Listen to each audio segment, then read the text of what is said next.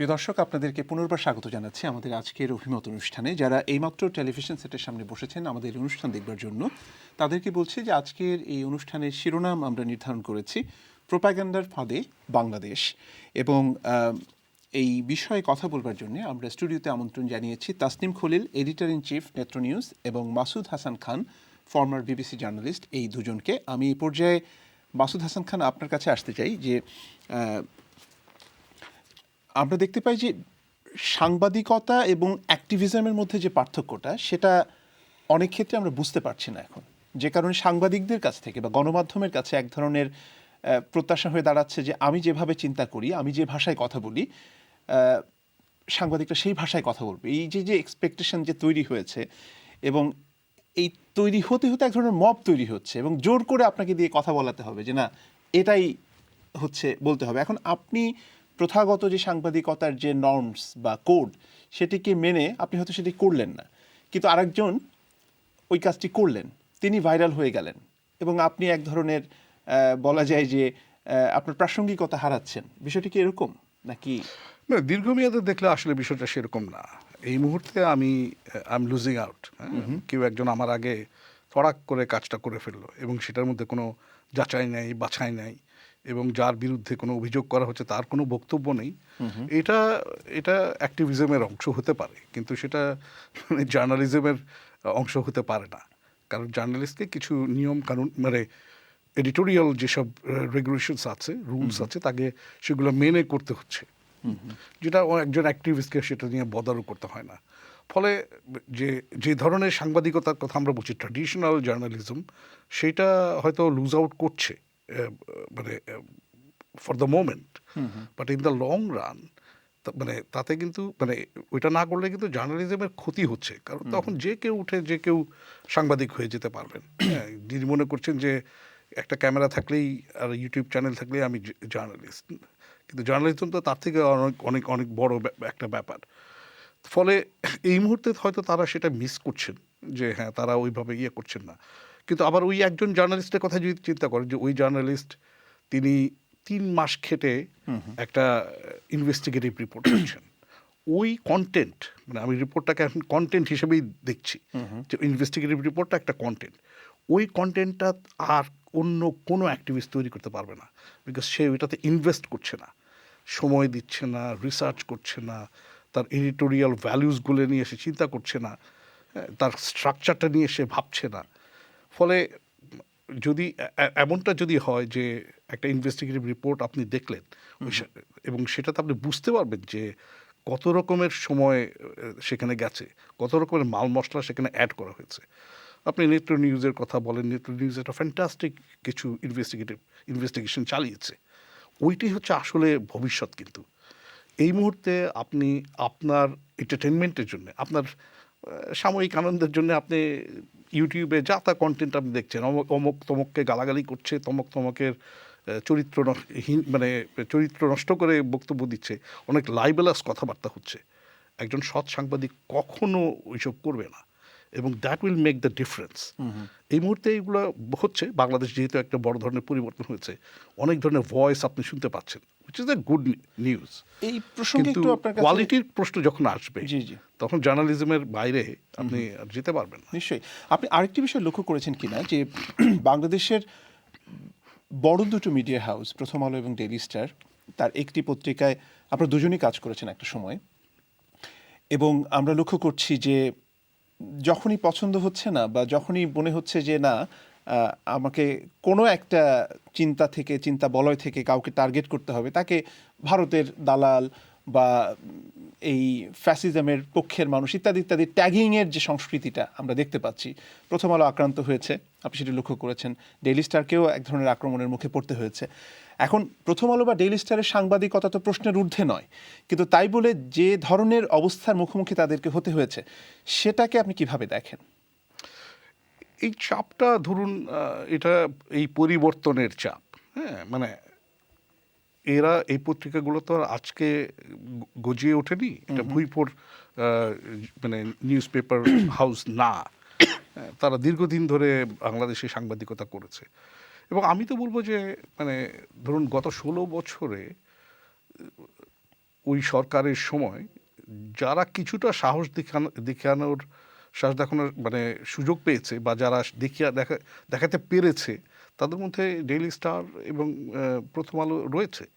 তাদের যে কারণে তাদেরকে অনেক সাফার করতে হয়েছে, তাদের অনেক ধরুন সরকারি বিজ্ঞাপন একসময় বন্ধ হয়েছিল, এবং সেইটার জন্য মানে এটা কারণ হচ্ছে যে তারা ওই রেজিমের যেসব স্টোরিজগুলো যে স্টোরিজগুলো রেজিম দেখাতে দিতে চায় না, সেগুলো তারা করে ফেলেছিল। এখন আপনি সেটা যদি না করতেন, তাহলে কি ডেইলি স্টার, প্রথম আলো ভালো মানে সংবাদপত্র হিসেবে বিবেচিত হতো? তারা যদি অন্য সবার মতো একই ঢোলে বাড়ি দিত, তাহলে কি লোকে বলতো যে না, daily star is a good news paper, প্রথম আলো is a good news paper? ফলে ওই জিনিসটা আছে। হ্যাঁ, এখন এখানে কেউ কেউ কী কারণে তারা কী কারণে তারা চাপ প্রয়োগের চেষ্টা করছে সেটা ঠিক ক্লিয়ার না। আমি তারা তো বলবো যে বলেছে, অনেকেই বলেছে যে জঙ্গি ইস্যুতে তারা এক ধরনের ভূমিকা পালন করেছে তথ্য আর দিয়ে। কেউ করেনি, সবাই করেছে জঙ্গি ইস্যুতে। একটা লোককে অযথা জঙ্গি ট্যাগ দিয়ে অথবা ইন্টেলিজেন্স সার্ভিসের ইনফরমেশনকে ব্যবহার করে তারা সাংবাদিকতার রিপোর্ট তৈরি করেনি। এটা আজকে শুধুমাত্র ডেইলি স্টার, প্রথম আলো কেন, এটা সবাই করেছে। বিকজ আপনি ওইখানে গিয়ে আগেই কম্প্রোমাইজ করে বসে আছেন, আপনি নিজেকে বিসর্জন দিয়েছেন, জলাঞ্জলি দিয়েছেন। এখন ভালো কথা বলার রাইট তো আপনার নাই। আমি ওই জিনিসটাকে ওইভাবেই দেখছি। কিন্তু ট্যাগিং এখন এমন পর্যায়ে চলে গেছে যে আসিফ নজরুলকেও তিনি ভারতের দালাল কোট আনকোট, এটা এটা কিন্তু শুনতে আগেও হচ্ছে। ছিল। মানে আমি ইনফ্যাক্ট শেখ হাসিনা মানে রাষ্ট্র ক্ষমতা আসার আগেও তো ট্যাগিং ছিল। ট্যাগিং এই কালচারটা অনেক আগের থেকে শুরু হচ্ছে, এটা কিন্তু হঠাৎ না। অমকে ভারতের দালাল, অমকে মার্কিন পুঁজিবাদের দালাল, এগুলো কি ট্যাগিং না? ট্যাগিংয়ের সংস্কৃতি আমাদের দীর্ঘদিনের। হ্যাঁ, এখন আমরা এটা ভিজিবল হচ্ছে এই কারণে যে মানে খুব সহজেই ট্যাগ করে দেওয়া যাচ্ছে। একটা সময় ধরুন 15 বছর আগে, 20 বছর আগে দেয়ার ওয়াজ নো সোশ্যাল মিডিয়া, ফলে আপনি কীভাবে ট্যাগ করবেন? মানে সাধারণ মানুষের ট্যাগিংয়ের তো সুযোগ ছিল না। কিন্তু এখন আমি ফেসবুক খুলে আমি কি লিখে দিলাম, আচ্ছা মাসুদ হাসান খান হচ্ছে অমকের দালাল। হ্যাঁ, এটা এখন অনেক সহজ হয়ে গেছে। রাইট। আমি একটু তাসনিম করিল আপনার কাছে আসতে চাই। আপনার নেত্র নিউজের যে ধারণা এবং নেত্র নিউজের কাজের যে ধরন, সেটা কনভেনশনাল মিডিয়া থেকে একটু আলাদা, অনেকটাই আলাদা আসলে। আবার যে ধরনের অ্যাক্টিভিজম আমরা দেখতে পাই এবং সাংবাদিকতার নামে যেসব অ্যাক্টিভিজম দেখতে পাই, সেটি থেকেও আপনি খুব সযতনে এই আউটলেটটিকে ছড়িয়ে রাখতে পেরেছেন। আমার প্রশ্নটা হচ্ছে যে বিদেশে বসে, আমি জানি যে আপনার একটা টিম আছে, ছড়িয়ে ছিটিয়ে বাংলাদেশেও কাজ করেন, কিন্তু তারপরেও যে ধরনের নিউজ আপনি করেছেন বিগত রেজিমে, আমি নিশ্চিত যে আমার যারা অডিয়েন্স রয়েছেন তাদের অনেকেরই আগ্রহের একটি জায়গা যে এটি এখানে বসে বা পশ্চিমে বসে কিভাবে সম্ভব। মানে আয়নাঘরের বিষয়টাই যদি বলি, বা আপনি অনেক দুর্নীতিরও নিউজ করেছেন। আবার আল জাজিরার যে ডকুমেন্টারি, বিখ্যাত ডকুমেন্টারি, সেখানেও আপনার একটা বলবো যে সক্রিয় ভূমিকা ছিল। তো এটির নেপথ্যের যতটুকু বলা যায় আর কি, যদি একটু বলেন। না, আমরা স্রেফ জার্নালিজমটাই করেছি, এবং নেত্র নিউজ কিন্তু খুব যে এক্সেপশনাল কোনো নিউজ আউটলেট তাও না। আপনি ব্রিটেনেও বিভিন্ন ইনভেস্টিগেটিভ নিউজ রুম আছে, ফ্রান্সে মেডিপাত আছে, ইউনাইটেড স্টেটসে ইন্টারসেপ্ট আছে। কিন্তু বাংলাদেশের কনটেক্সটটা তো একটু আলাদা, তাই না? বাংলাদেশের কনটেক্সটে ডেফিনেটলি অবশ্যই অনেক কিছুই আলাদা, বিকজ বাংলাদেশে তো আসলে মানে ক্লোজড একটা সোসাইটি হয়ে গিয়েছিল, এবং সেখানে মানে ফ্রি জার্নালিজমের কনসেপ্টটাই আর ছিল না, যেটা মাসুদ ভাই বলছিল। তো সেক্ষেত্রে আমরা সাংবাদিকতাটাই করতে চেয়েছি, এবং আমাদের একটা থিওরি ছিল যে আমরা যদি একটা অগণতান্ত্রিক একটা রেজিমের কে মানে ট্রেডিশনাল জার্নালিজম যেটা হলো প্রশ্ন করা পাওয়ারকে এবং তুলে ধরা যে এই অসঙ্গতিগুলো, এটা যদি আমরা করতে থাকি, it will have a very big impact. যেটা আপনারা যেমন অ্যাক্টিভিস্টদের কথা বললেন বা ইউটিউবারদের কথা বললেন, আপনি যদি ইম্প্যাক্টটা খেয়াল করেন, মানে নেত্র নিউজের ইম্প্যাক্ট আমি বলবো, এবং আমি ব্যক্তিগতভাবে এটার ক্রেডিট আমি নেই না কখনো, কারণ মূল ক্রেডিটটা হলো ঢাকায় আমাদের যারা ছিলেন বা বাংলাদেশে যারা ছিলেন এতগুলো বছর, 2019 থেকে আন্ডারকভার কাজ করেছেন, এইবার মাত্র তাদের সবার একজন একজন করে সামনে আসছেন যে আমি নেত্র নিউজের সাথে ছিলাম।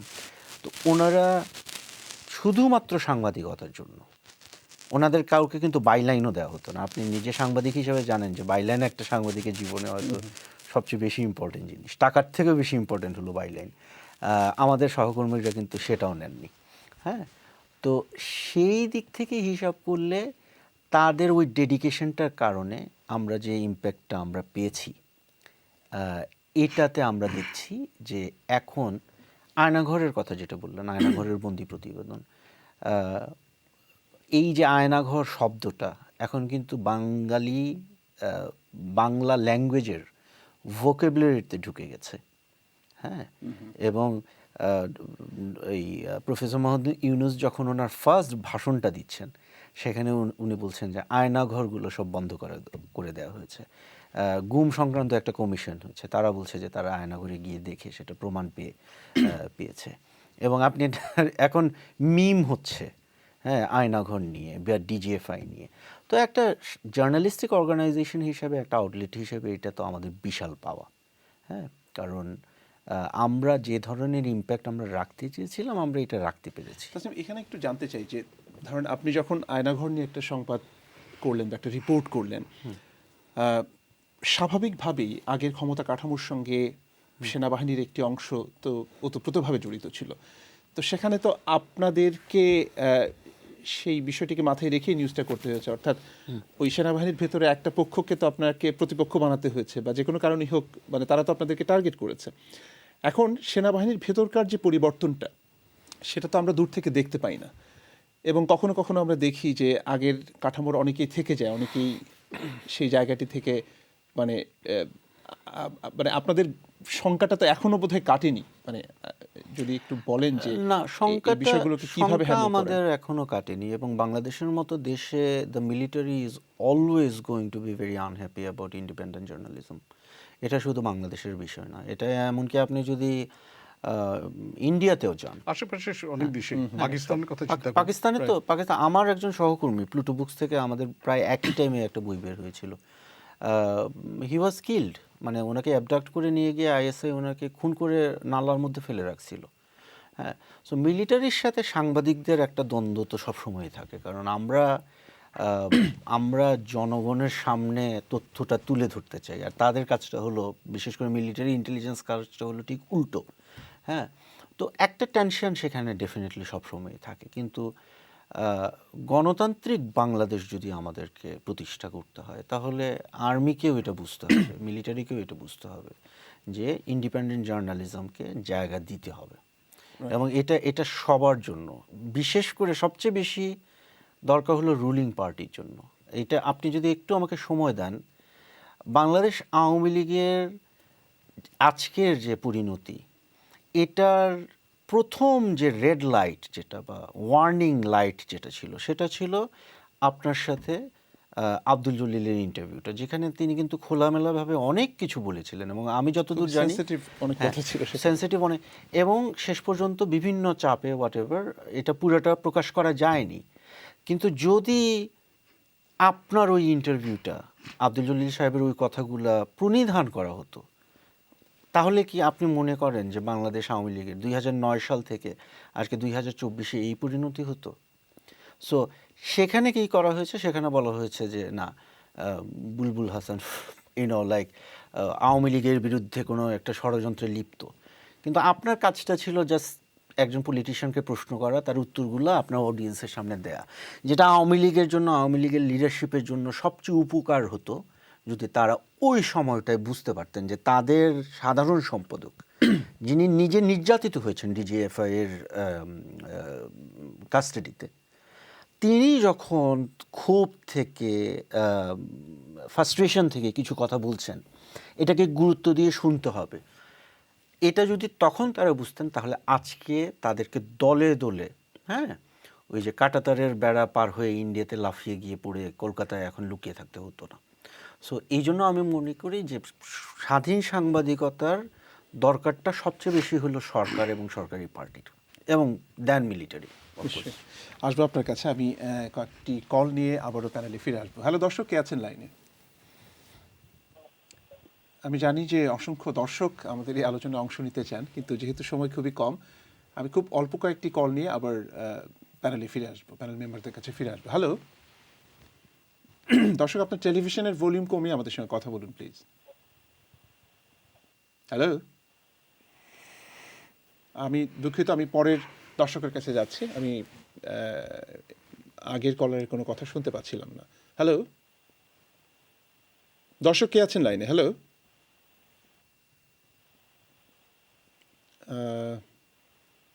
আপনি লাইনে আছেন, আমাকে কন্ট্রোল প্যানেল থেকে বলা হচ্ছে যে আপনি লাইনে আছেন, আপনি কথা বলুন, আমরা শুনতে পাচ্ছি। আসসালামু আলাইকুম ভাই। জি, ওয়ালাইকুম আসসালাম, বলুন। আচ্ছা, আমার দুইটা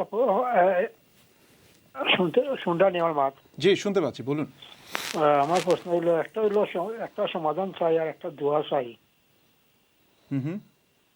যে বাংলাদেশের গরিবের লাগিয়া অ্যাডভান্স দোয়া ছাড়াম, কারণ আগে যেতে হয়েছে আগামীতে আমার হইব, গরিব হলেও কোনো সাহায্য হইতো নাই, গরিব হলে দোয়া ছাড়াম। আর সেকেন্ড কোয়েশ্চন হইলো, প্রবাসীর লাগিয়া একটা জিনিস, একটা সমাধান ছাড়াম। যেমন বাসে যাইতে হইলে 1 স্টপ বাসে গেলে লাগে 3.5 পাউন্ড, আর 2 স্টপ গেলে লাগে 2 পাউন্ড। এটা কি লইলো? আপনি কি মানে লন্ডনের কথা বলছেন?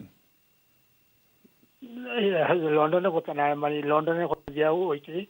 এই ধরেন বাংলাদেশ বিমানের কথা, বাংলাদেশ বিমানের কথা বলছি যে সিলেটে গেলে লাগে অনেক টাকা, সিলেট থেকে প্লেন আবার দেখা যায়, এটা অবস্থা। বুঝতে আর পেরেছি, প্লেনে বুঝতে পেরেছি, ধন্যবাদ। আমার মনে হয় যে বিমানের যে ভাড়ার যে বিষয়টি যে নির্ধারণ করা হয়, সেটি নিয়ে দীর্ঘদিন ধরেই প্রবাসীদের মধ্যে এক ধরনের অসন্তোষ রয়েছে। যেহেতু একটা নতুন সরকার এসছে এবং কি পরিবর্তন হয়েছে, আমরা অবশ্যই আশা করব যে তারা এই বিষয়টিকে গুরুত্ব সহকারে বিবেচনা করবেন। আমি পরের দর্শকের কাছে যাচ্ছি। হ্যালো। হ্যালো, জি, দর্শক শুনতে পাচ্ছি, বলুন। দর্শক শুনতে শুনতে পাচ্ছি, পাচ্ছেন? জি বলুন। আপনি স্টুডিওতে কথা বলছেন, বলুন।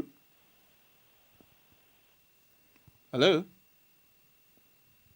আমার মনে হয় যে দর্শক আমরা হারিয়ে ফেলেছেন, পরের দর্শকের কাছে না যাচ্ছি। হ্যালো, না, আছে আছে আছে, লাইনটা ক্লিয়ার হয়েছে।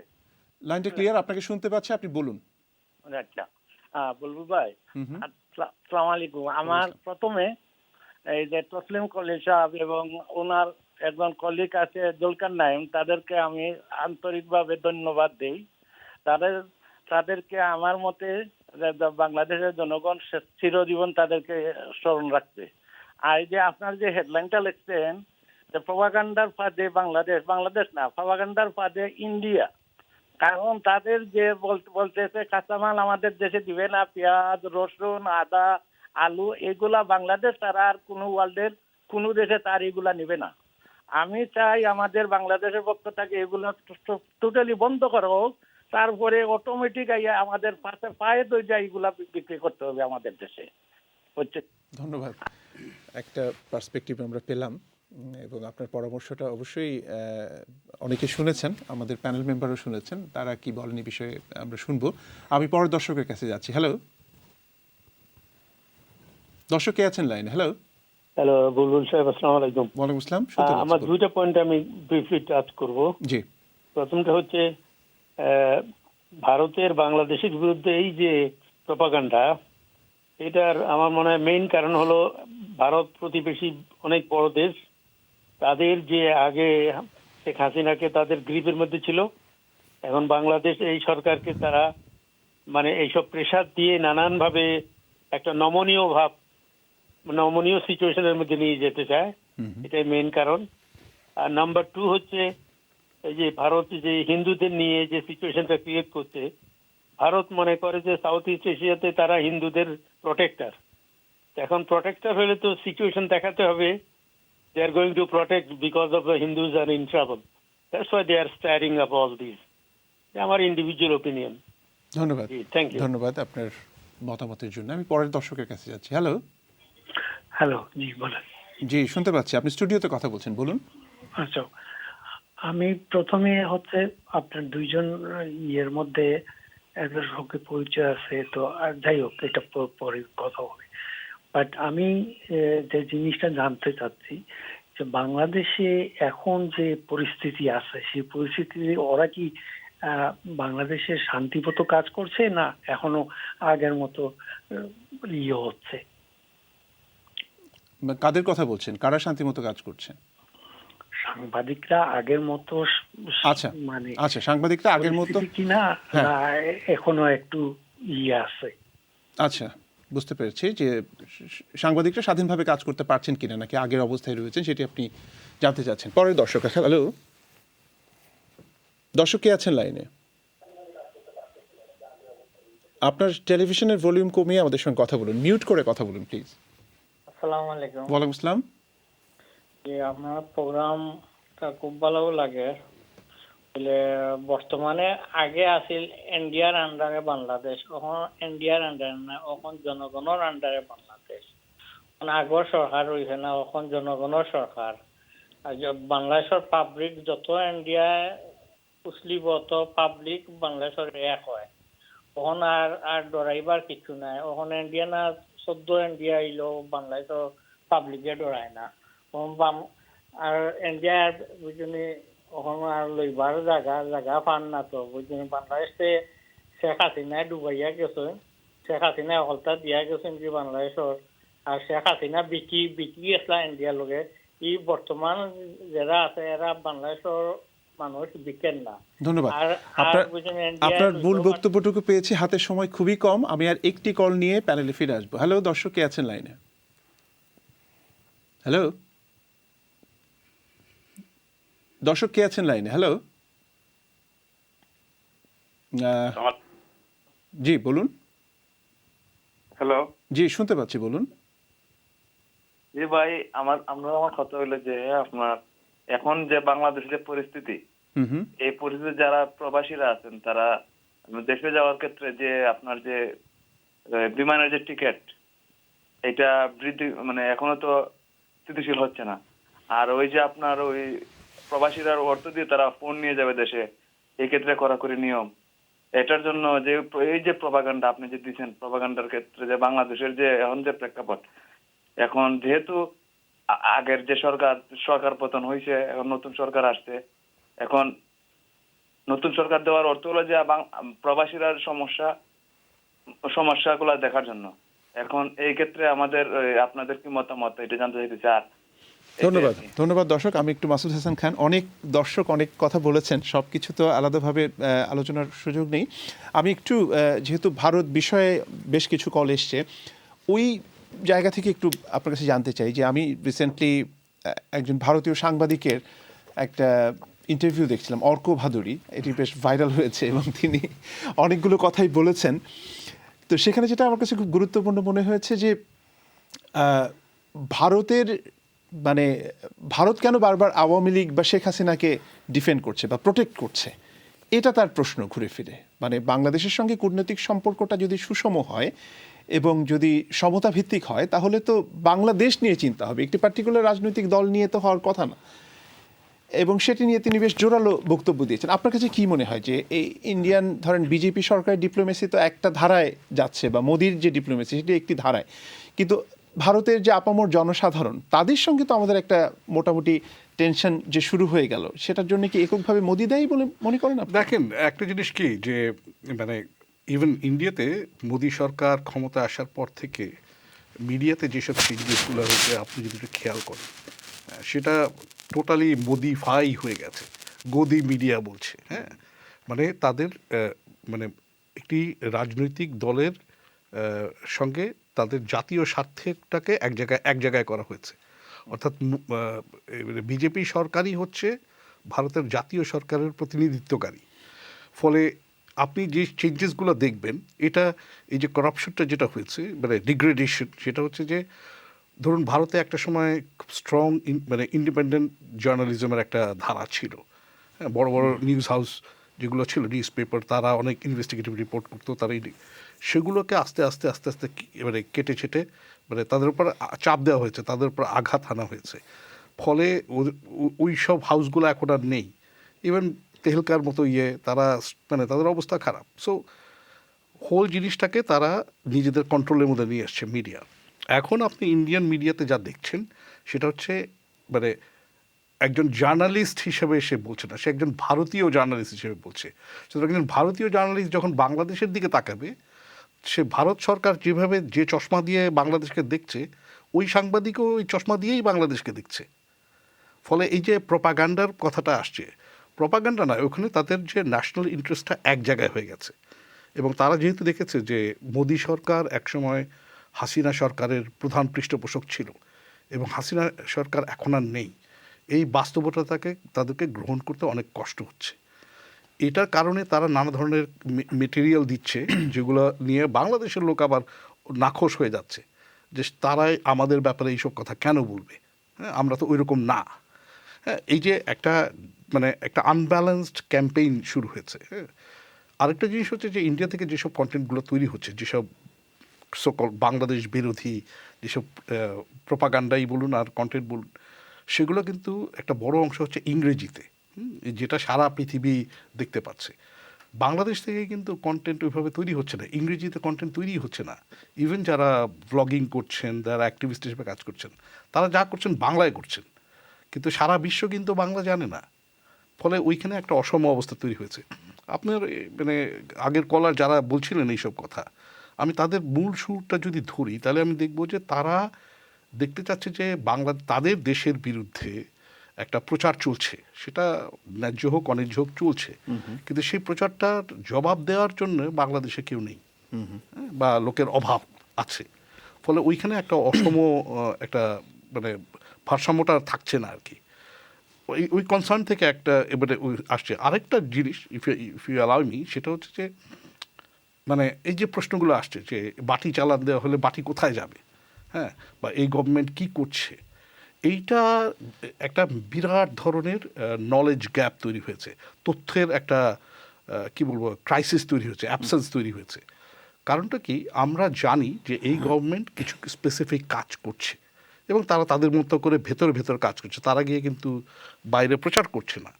কিন্তু এই প্রচার করাটা দরকার এই কারণে যে দেশের মানুষকে যদি আপনি সামনের রাস্তার দিকে দেখাতে চান, তাহলে আপনি দেখাবেন যে রাস্তাটা কতটুকু দূরে, এই রাস্তার মধ্যে কয়টা প্রতিবন্ধক আছে, কয়টা প্রতিবন্ধক এই মানে সরকারকে অতিক্রম করতে হবে।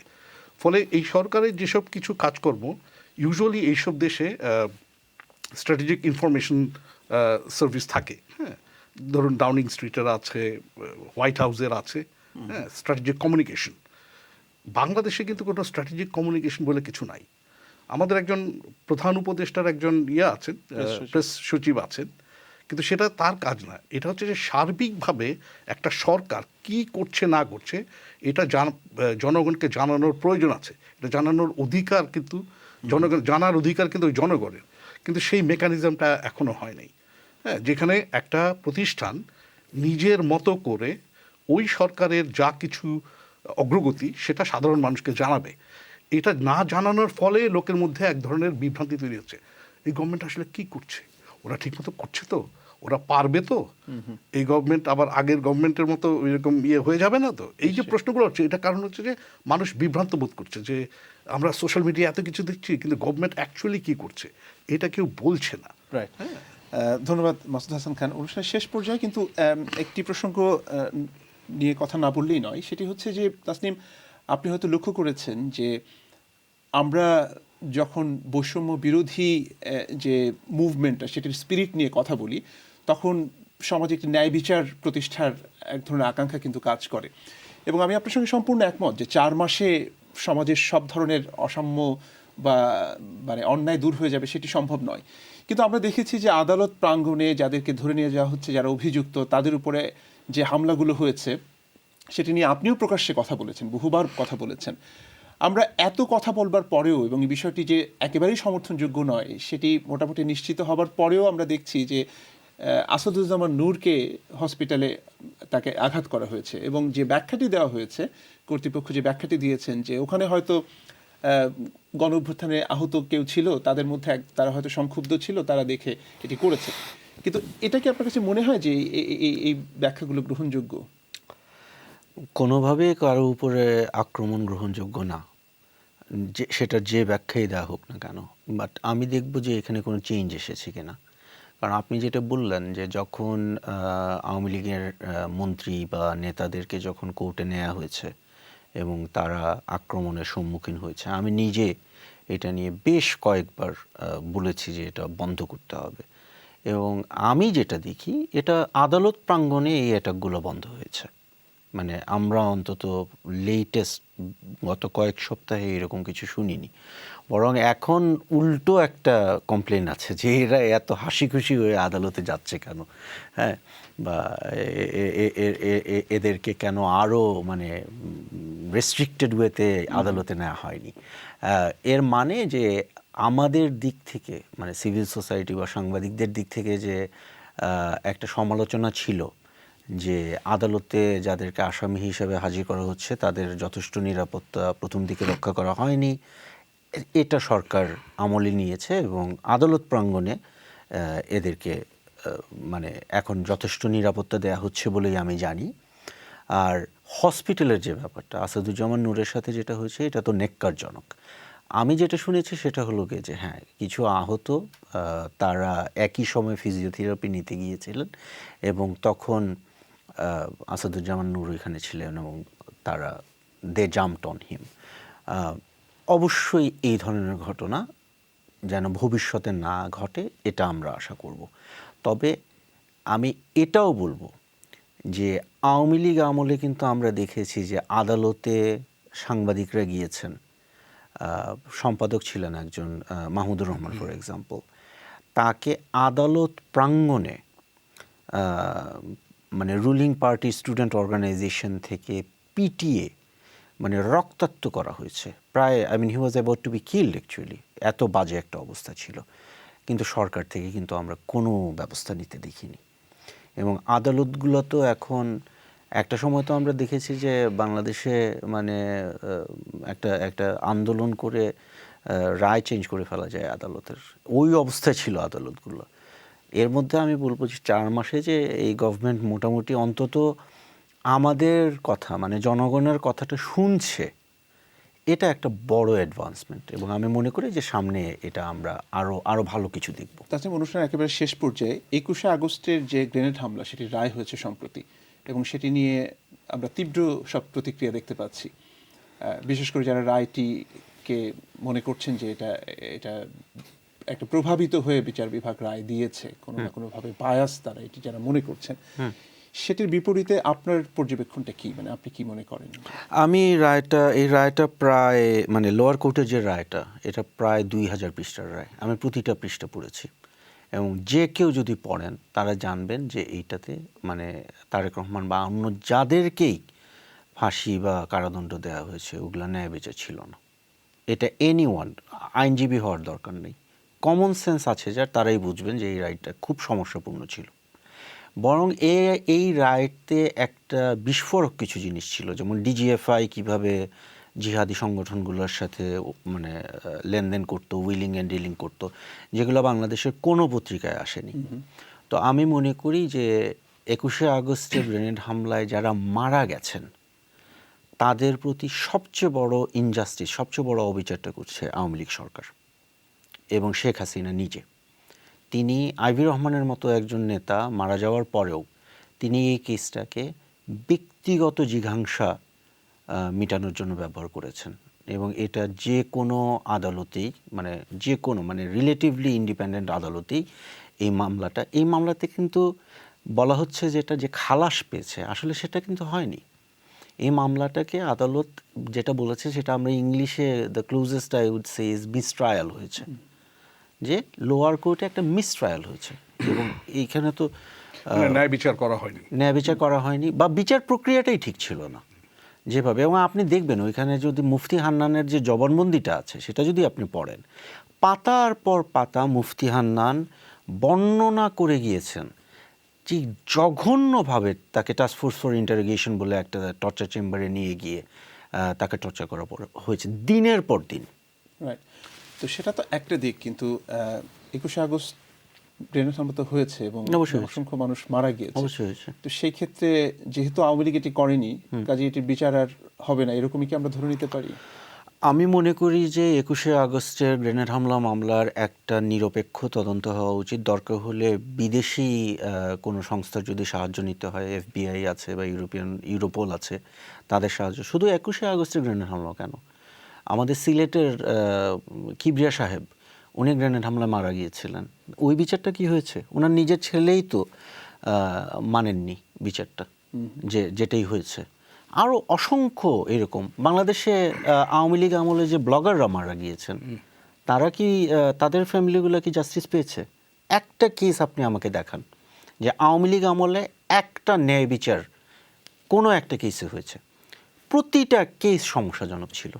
ইভেন ওই যে ইন্টারন্যাশনাল ক্রাইমস ট্রাইব্যুনাল সেটা তো প্রচণ্ড বিতর্কিত, এবং সেখানেও কিন্তু মানুষকে ফাঁসি দেওয়া হয়েছে। আমি মাসুদ হাসান খানকে দিয়ে শেষ করব। আপনার কাছে শেষ প্রশ্ন সেটা হচ্ছে যে আপনার যে ধর্মবিশ্বাস বা অবিশ্বাস, এই অবস্থান থেকে বাংলাদেশটা যে অবস্থায় এখন দাঁড়িয়ে আছে, সেখানে আপনি কতটুকু নিজেকে নিরাপদ মনে করেন, বা ঝুঁকির প্রশ্নে যদি বলি কোন জায়গাটিতে আছেন আপনি?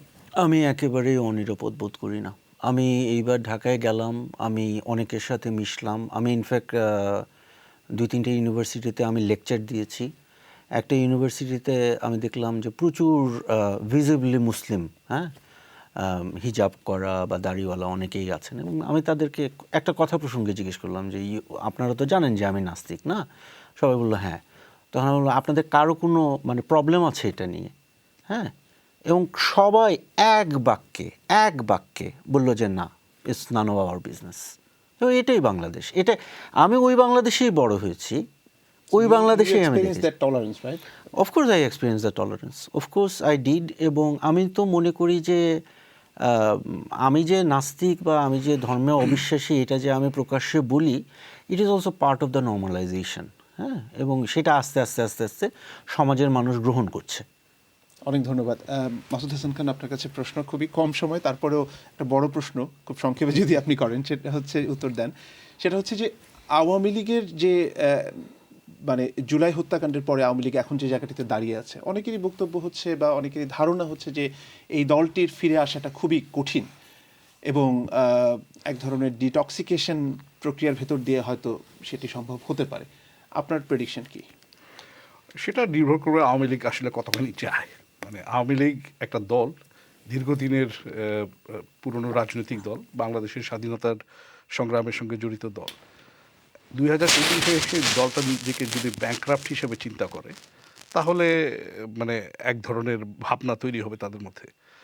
এবং আওয়ামী লীগের ভিতরে যে গণতান্ত্রিক চর্চা, যেটা এই 16 বছরে ছিল না, হ্যাঁ, সেই জিনিসটা যদি আওয়ামী লীগ পরিবর্তন করে এবং তার ভিতরে সত্যি সত্যিই যদি এক ধরনের গণতান্ত্রিক চর্চা তৈরি হয় এবং সেখান থেকে নতুন নেতৃত্ব বের হয়ে আসে, তাহলে ডেফিনেটলি বাংলাদেশের মানুষের একটা অংশ তো আওয়ামী লীগকে সমর্থন করে, এবং তখন তারা অনেক মনের জোর পাবেন অনেক বেশি।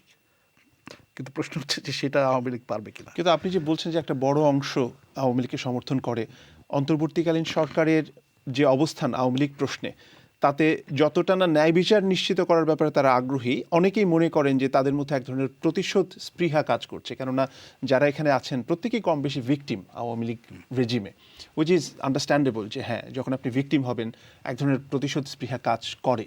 কিন্তু লং রানে সেটা কি খুব কাজে দেবে কি? আমার মনে হয় যে কোনো প্রতিশোধ আপনি আসলে দীর্ঘমেয়াদে চালাতে পারবেন না, কারণ সেটা তখন ভিজিবল হয়ে যাবে, তখন সবাই বুঝতে পারে। এই মুহূর্তে চার মাস পরে আপনি এসে মনে হচ্ছে যে এটা একটা হয়তো একটা কিছুটা প্রতিশোধমূলক পদক্ষেপ হতে পারে। কিন্তু আপনি যদি বলেন 2 বছর পরে, 3 বছর পরে, তখনও কি এই জিনিসটা এইভাবে চলতে থাকবে? এবং সেটা মানুষ, সাধারণ মানুষের কথা বলছে, তারা সেটা মেনে নিবে? কারণ মানুষ চায় যে দেশের ভিতরে শান্তি থাকুক, একটা গোলযোগ তৈরি না হোক। তারা দেখেন, মানে মূল জিনিসটা হচ্ছে যে শেখ হাসিনা গভর্নমেন্টের বিরুদ্ধে সবচেয়ে বড় অভিযোগ ছিল কি জানেন তো? একমাত্র অভিযোগ, আমি গত ভোটে নির্বাচনে ভোট দিতে পারি নাই। That was the crucial element.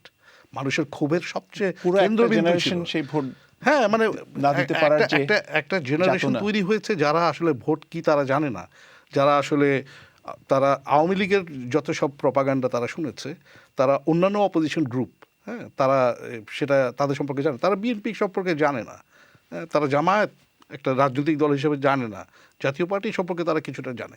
ফলে একদিক থেকে তারা প্রোপাগান্ডা খেয়ে বড় হয়েছে, হ্যাঁ, কিন্তু তারপরে তারা দেখেছে যে তারা তাদের ভোটটা দিতে পারেনি। আমি আমার ভোট দিতে পারিনি, এটা আমি প্রত্যেকের কাছে শুনেছি। আমি জিজ্ঞেস করেছি ঢাকায় গিয়ে যে আপনার মেইন কনসার্ন কি, আমি ভোটটা দিতে পারিনি। সুতরাং এখন যদি একটা পরিস্থিতি তৈরি হয় যেখানে সাধারণ মানুষ মানে সম্মানের সঙ্গে গিয়ে, সাহসের সঙ্গে গিয়ে বা আনন্দের সঙ্গে গিয়ে ভোটটা দিতে পারবে, আমি মনে করি যে সেই পরিবেশটা যদি তৈরি করা যায় তখন মানে সেই পরিবেশটার মধ্যে আওয়ামী লীগ নিজেকে কীভাবে বসাবে সেটা আওয়ামী লীগকে চিন্তা ভাবনা করতে হবে। যদি আপনি মানে প্রথাগত উপায়ে আপনি করেন যে নেতা নির্বাচন করেন, যে অমকে নেতা, আর সবাই হ্যাঁ হ্যাঁ বলছে, 2024-এর রাজনীতি কিন্তু ডিফারেন্ট। এটা ইনফ্যাক্ট এটা এই লেসনটা আওয়ামী লীগের জন্য যেমন, এই লেসনটা বিএনপির জন্য তেমন। আপনি 2011-এর সময় যে স্লোগান আওয়ামী লীগ বা বিএনপি দিত স্বাভাবিকভাবে, সেটা যদি আপনি এসে 2024 সালে দেন, লোকে কি ওটা বুঝতে পারবে? আপনার ছেলে সেটা বুঝতে পারবে না, কারণ সে ওটা জানে না। তার কাছে মানে পলিটিক্সটা কমপ্লিটলি ডিফারেন্ট। সে 2024-এর সারা পৃথিবীতে কী হচ্ছে সে জানে। সুতরাং আপনি সেই জ্বালিয়ে দাও, পুড়িয়ে দাও ওই স্লোগান আপনার কোনো কাজে লাগবে না। অনেক ধন্যবাদ মাসুদ হাসান খান। প্রিয় দর্শক, আমরা অনুষ্ঠানের একেবারে শেষ পর্যায়ে আমি ধন্যবাদ জানাচ্ছি তাসনিম খলিল এবং মাসুদ হাসান খানকে আজকের এই অনুষ্ঠানে তাদের যে থটফুল কন্ট্রিবিউশন, এবং যারা ফোন করেছেন, যারা আমাদের এই আলোচনায় অংশ নিয়েছেন, তাদের কাছেও কৃতজ্ঞতা। আমরা আশা করছি যে আমাদের আগামীর বাংলাদেশ একটি ইতিবাচক ধারায় একটি সমৃদ্ধশালী বাংলাদেশকে আমরা পাবো। প্রবাসে বসে আমাদের এতটুকুই চাওয়া, এবং এই চাওয়া নিয়ে আজকে এই অনুষ্ঠান শেষ করতে চাই। যে যেখানে আছেন ভালো থাকুন, সুস্থ থাকুন, নিরাপদে থাকুন।